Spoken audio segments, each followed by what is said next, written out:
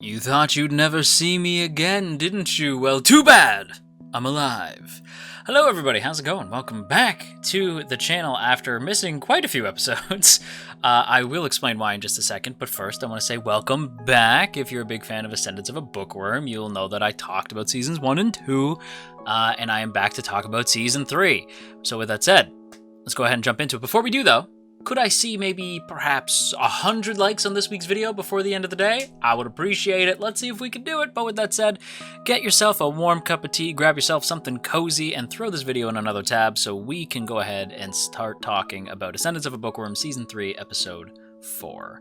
So, there is a reason why I haven't been here for the last 3 weeks. Last time on Ascendance of a Bookworm, last time on Dragon Ball Z, I have been noticing that a lot of anime studios in Japan have been very strict about the way that they've been handling copyright on a lot of AniTubers in the West.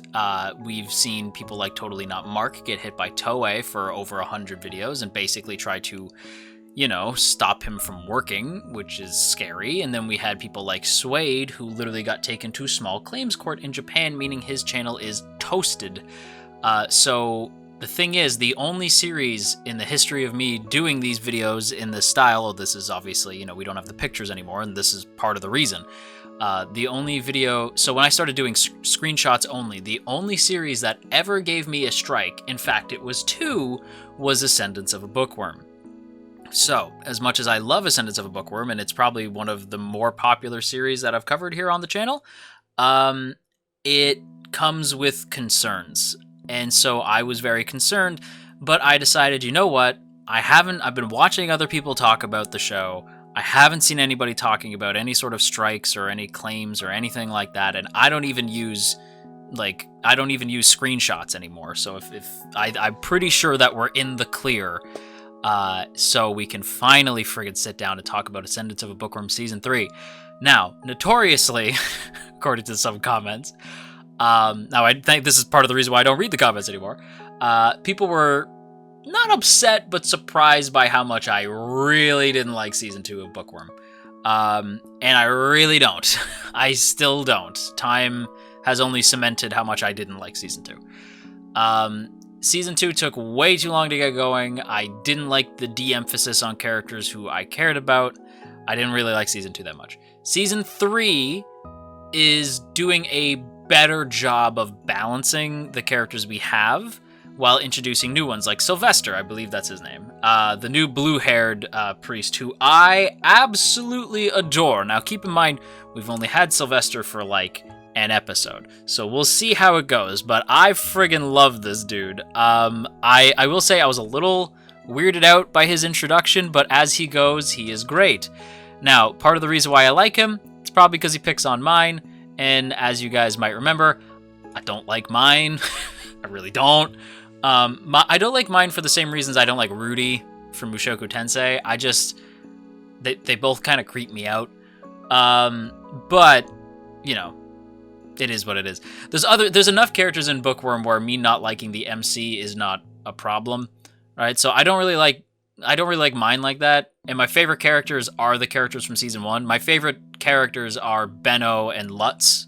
Those are like, they're kind of like tied. Benno, Lutz, and Gunther are like my top 3 favorite characters. Ferdy has grown on me. If you don't know who Ferdy is, that is Ferdinand. Ferdy has grown on me. I like Cars a lot. Karsted. I like Cars a lot. And I think that's probably... And I really like the new character, Sylvester. I think the other dude is boring as sin, though. Oh my god. I still don't really like Fran that much. Like, Fran's okay, but a lot of the other characters I just find... Like, the characters they introduced in Season 2 were boring. And then when they introduced the new guy, he's like the bodyguard for Mine. I was like, oh, he's so boring! But thankfully, they're focusing on characters that are good, and the plot this season is so good. I'm here for it. I'm really here for it. Now, I know so somebody said something to me last season about where the show is going. Like they just spoiled it. Like, just one line spoiled it. And I was like, there's no way. Judging off what I'm seeing from this season, I'm starting to think that spoiler might actually be true. But, and I can't believe I'm saying this, I do think that I'm curious enough to hear the show out. Like, I want to see where the show is going. Like, even though I know some things, I want to give the show the chance to prove to me why that direction that they take is a good direction. So, as of right now, I'm really with it. Like, I think this arc is cool. I love the fact that, like, we see Mine growing and everything and becoming more of, like, her own priest and, like, learning how to use magic and stuff. The fight was crazy. Like them just slinging magic was some of the dopest thing we've seen from the show. I loved it. Sylvester, like, jumping off one, like, Pegasi onto another, right? Just, oh, it was cool. He is dope. Like, when he, like, falls, like, he, like, lands to earth and he, like, shows off, and then friggin' Ferdy lands and he, like, flips backwards and he shows off again. I'm here for Sylvester. I'm here for this dude. I love this dude. I think he's really funny and I like him a lot.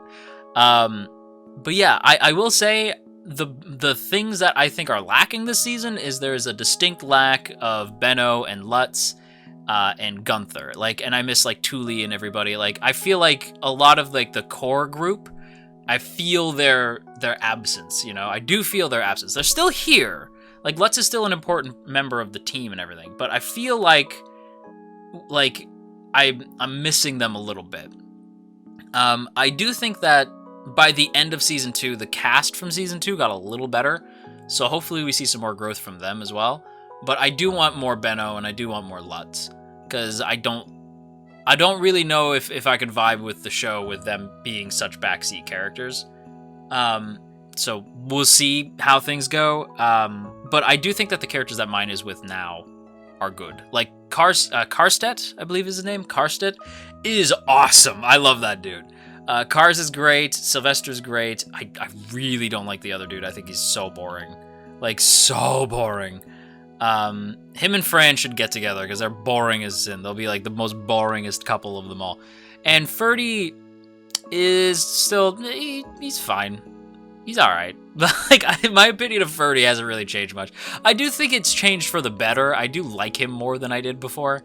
But he's alright, right? Like, for the most part, the intrigue for me is this whole, like, kidnapping plot. Like, what's going on with Mine, right? We have, like, all these nobles and stuff that are, like, gunning for her. They don't really like what she's doing. They don't like how she's sort of, like, taking things over, and how she's just like a big walking red flag for nobles, right? So they just want to take her off the board, which I understand. Now, mind you, I marathoned this, right? So there's going to be elements of the show that I am misinterpreting, right? Because I'm sure some people are going to be like, well, they actually want to kidnap Mine because XYZ, and you guys probably know better because you guys got to watch it 1 week at a time. I binged this stuff, so it was very fast for me.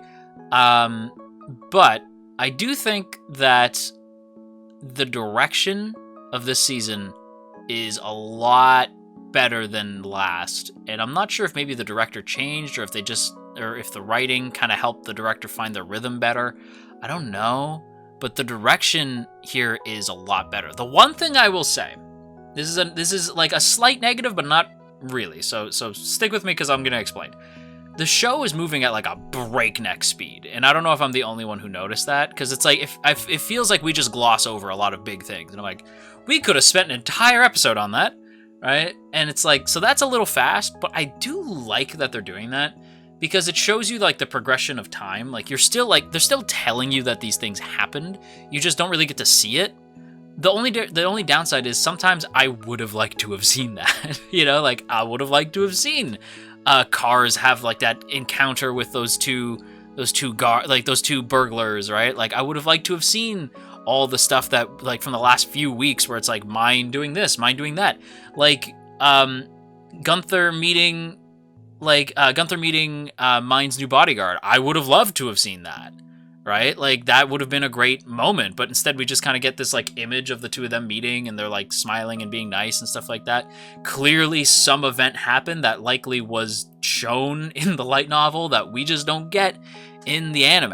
And before anybody tells me to read the light novel, I've read the first one, and I don't like it. I don't like Mine, and so having to be in Mine's head the whole time, not a fan. So, like, there's a lot of stuff that I like about this season And one of the things is, again, like, even though this is weird, I do kind of appreciate the pace. Because even though I would have liked to have seen those moments, like, it bums me out that we don't get to see that stuff. I should like to have seen that. But I feel like the reason why we're glossing over them is because we're trying to get to, like, the big stuff. Like, when we see Sylvester and the gang fight against some noble who trapped Fran and Rosina, I believe, in the carriage, like, that, first of all, I would have liked to have seen what they were doing in the carriage, because I would have been screaming like a child. That would have been scary. But seeing, like, that moment where we actually get to see just how, like, grand of a scale the magic in this world is. We saw it a little bit at the tail end of season 2, right? But this week, again, just reinforces, like, the priests of this world, the priests and the nobles here are, like, crazy strong, right? Like the things they can do is nuts, considering how, like, low magic the show was in season 1. Seeing what you can do now is like, whoa, right? Like, again, I think the progression of, like, gradually expanding the scope of the world and seeing more and more and more is very cool, right? Like last season when we got to hear about, like, the gods and all that stuff, I was, like, intrigued, right? I'm like, this is cool. I like this. This is interesting, right? Like, I'm here for it. Like, the lore is rich and interesting, right? And, like, that's, I think, the one thing that has improved for me from season 2, that, like, when I sat back and I thought about it, I'm like, you know what? I actually really liked a lot of, like, the lore and stuff. I really liked that stuff.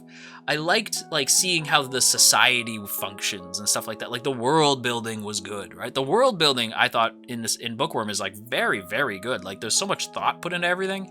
Really, really great stuff. And I do think that the new characters are super intriguing, because I feel like the last characters, everybody was just a dick. Right? Like, everybody was, like, one note, just a jerk to mine. And it was rough to watch, because it's like, well, I already don't like mine, but now you're giving me characters who are just being dicks. And so even though they're being dicks to a character I don't like, it doesn't make me like them, right? Because they're being mean for the sake of being mean. It's not like Sylvester, where he's being, like, he's teasing, he's being playful, right? The other characters were not being playful. They're just being jerks. Right, so the last season was, like, rough for me, right? Like, I didn't like the story direction.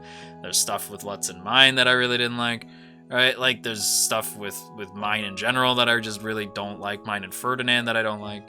Just, like, story decisions that I didn't like. Like, just a bunch of stuff that in season 2 that I was like, I don't like that. Whereas season 3, we're on episode 4, and I'm already like, way better. way better than season 2 already, like, right out the gate. Way better. way better. I don't think it's as good as season 1. I do think season 1 hits harder, but it's like, we're getting to a point where this might be on par with season 1, where, like, because season 1 was like, I really enjoyed season 1. There was, there's stuff about season 1 that I don't like as much, right? Like, you guys might know, I was, like, a Jack and Core guy, and I liked the Jack and Core Ascendance of a Bookworm videos. I thought they were very funny. Because if you can't make fun of the things you like, what's the point, right? So I do agree with a lot of the points they made, where there is some stuff about Bookworm that is silly, and there's people who like Bookworm and compare it to Dr. Stone, who I think are out of their goddamn minds, because they're not even the same show, and you know who I'm talking about. But I do think Bookworm is good. I ultimately will end that. I'm like, I do think season 2 is rough, but hey, man, I've sat through a lot of shows I've sat through a lot of arcs and seasons of shows that I love that are rough, right? Looking at you, Sword Art.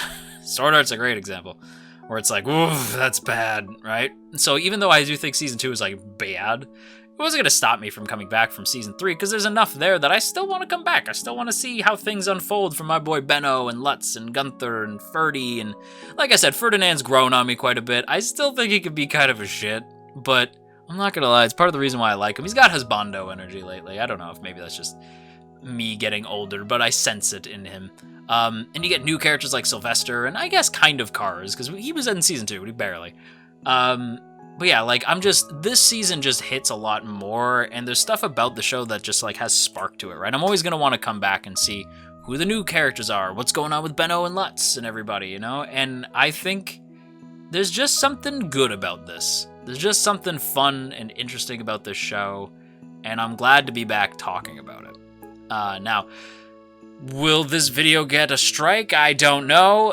If it does, I'm gonna level with you. At this point, I'm in, like, I want to talk about this, so fight me mode. So I think I just want to talk about it. I'm not hurting anybody by talking about this show. I am encouraging you to watch the show, for crying out loud, right? So, nah.